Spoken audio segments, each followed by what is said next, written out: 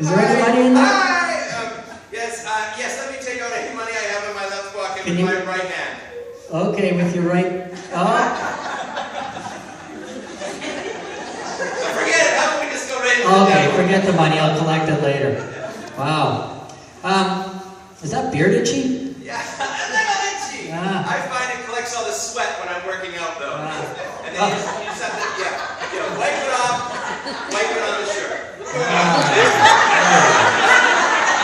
Collect all the sweat that's gathering, that's fine. So, a shovel. Yes, thank you for... So, Russ is a volunteer, and he's got this, there's this program in the community called Snow Angels. Anyone ever hear of it?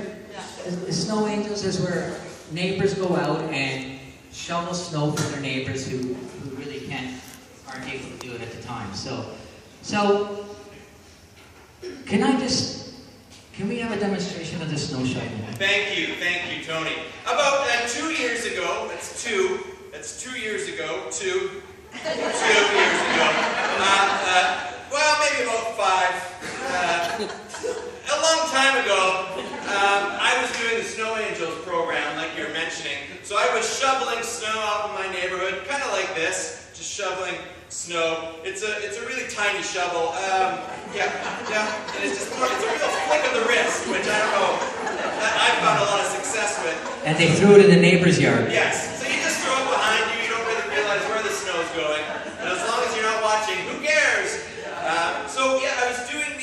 I was realizing I was getting quite a good workout. So my hands started to manipulate in many different fascinating ways. So there was a lot of hand holding of myself, really celebrating my success, wiping my sweat again, even though it was cold out, itching the beard, and it turned into somewhat of a dance, where the arms started waving.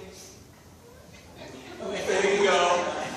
Not in sync at all, very out of sync for each other, almost like my arms had 2 different brains.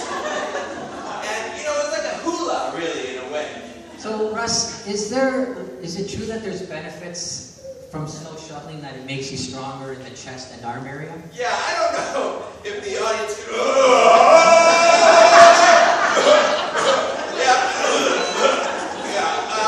This is where I'm a trained professional. I don't know if they can tell my chest muscles and my abs of steel, but let me just... I'm going to keep my shirt on, though, but I'll just feel them for you. So they're all there, they're growing. Every time I use the shovel, every time I'm out there, it's just to pump it up, like that. It's a graceful, feminine flick with my right arm and a pump with the heart of the left. It's a great exercise. What type of clothes should you be wearing when you're out shoveling snow in the middle of winter here in British Columbia? Well, I have one outfit that I zip up from my, so it's just a zip up, so it starts, there we go. It's just a shirt, I zip it right over my face, making sure I'm protected by the snow. Unfortunately, there's no pants, so, which really makes me get around quite well, in case I have to move from a snowmobile or something. And when you're not wearing pants, you generally have the elator with you. The elator. I won't show you how I use that, so I don't get sued. Thank you. Now, do you put anything on your head? Do you need to protect your... Yes, thank you for bringing that up. As you'll notice that I've got a toque on right now. Let me just get the brim down there for a second. And it's quite protective, so I just like to take it from the top of my head and just wrap it around my whole face. So I'll just show you a little demo there. Oh, yeah. It's a turban of sorts. But I find it's very stylish and I'm very popular with the kids.